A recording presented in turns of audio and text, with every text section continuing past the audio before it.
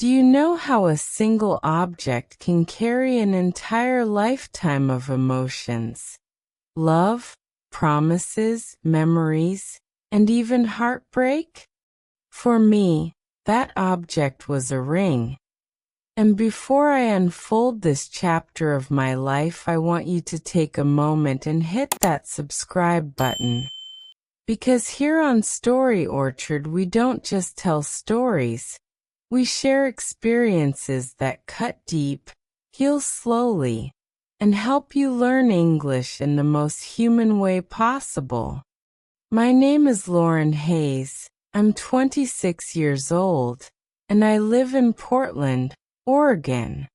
If you ask people around me, they'll say I grew up like any other girl in a quiet American town, chasing sunsets, scribbling dreams in notebooks, and waiting for a kind of love that felt like the movies.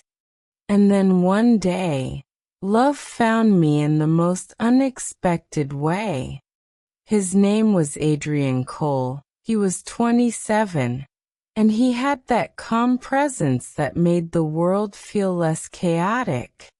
We met at a local coffee shop on a rainy afternoon. He spilled his latte, I laughed, and in that messy little moment, two strangers collided into something that would change everything. From that day forward, he became my person. Long walks by the river, late-night drives, phone calls that lasted until sunrise, and words that stitched themselves into my heart like they were meant to be there forever. When he proposed to me a year later, it wasn't at a fancy restaurant or on some grand stage. It was under an old oak tree where we used to sit for hours dreaming about our future. He pulled out a simple silver ring with a small diamond, nothing extravagant, but when he slid it on my finger, I felt richer than any queen. That ring wasn't just jewelry. It was our promise, our future, our forever.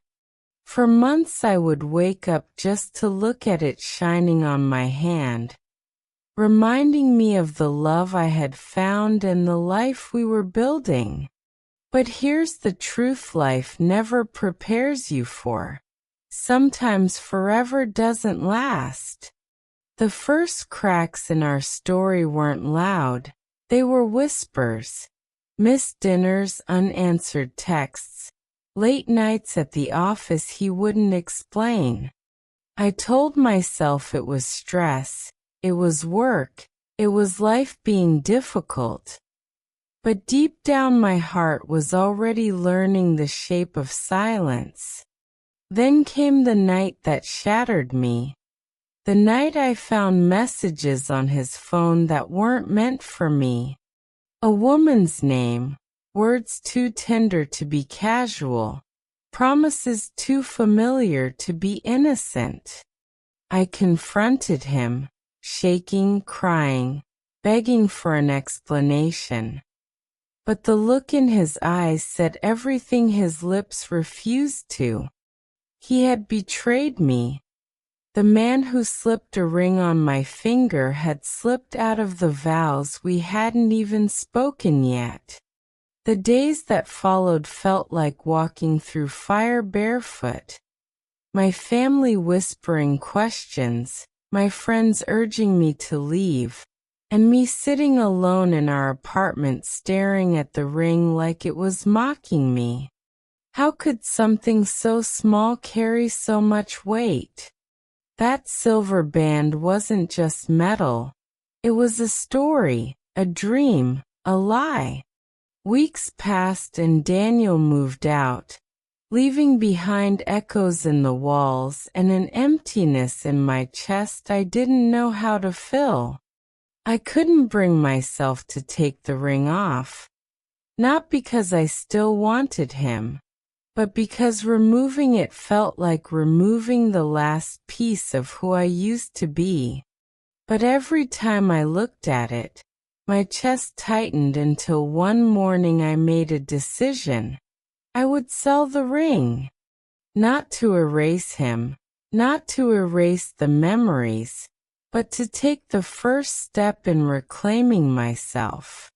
I walked into a small jewelry store downtown, the kind with velvet-lined cases and soft music playing in the background. My hands were trembling as I placed the ring on the counter, the jeweler examining it with a magnifying glass, quoting a number that felt so much smaller than what the ring was worth to me. He asked gently, "Are you sure?" And in that moment, I felt tears prick my eyes, but I nodded, whispering, "Yes, I'm sure." When I walked out of that store, the ring was gone, but I felt lighter, as if I had sold not just a piece of jewelry but a piece of pain that had been weighing me down. With the money I received, I didn't buy clothes or gadgets. I bought a one-way ticket to New York City, a place I had always dreamed of visiting but never had the courage to go because Adrian had said, maybe someday. Someday had finally arrived. I wandered through Times Square, walked across Brooklyn Bridge, and sat in Central Park with coffee in hand, feeling alive in a way I hadn't in months.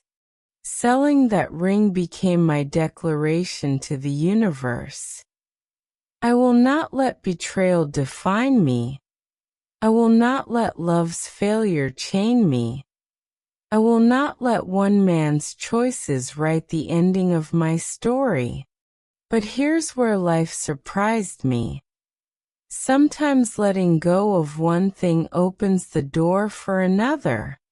In New York, I met people who changed me, friends who reminded me of laughter, strangers who told me their own stories of heartbreak, and one evening, at a small poetry event, a man named Ethan Gray who asked me if the seat beside me was taken. We talked, we laughed, and for the first time in a long time, I felt something stir inside me that wasn't pain.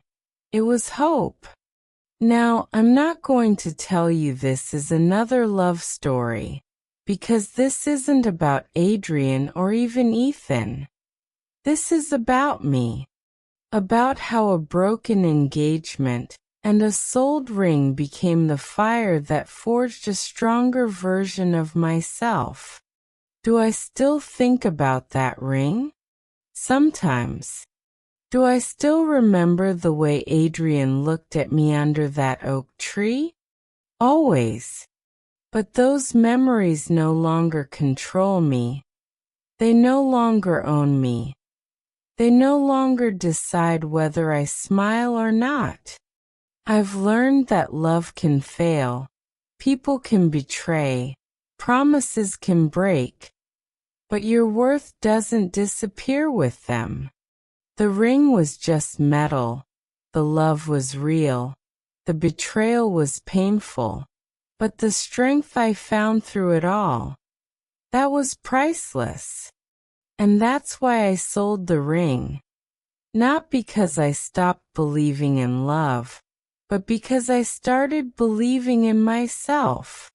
So if you are watching this and holding on to something that's tearing you apart, maybe a letter, a photo, a gift, a ring, ask yourself, are you keeping it because it gives you hope or because it keeps you stuck? Sometimes letting go isn't the end, it's the beginning. We all share love, loss, and the courage to begin again.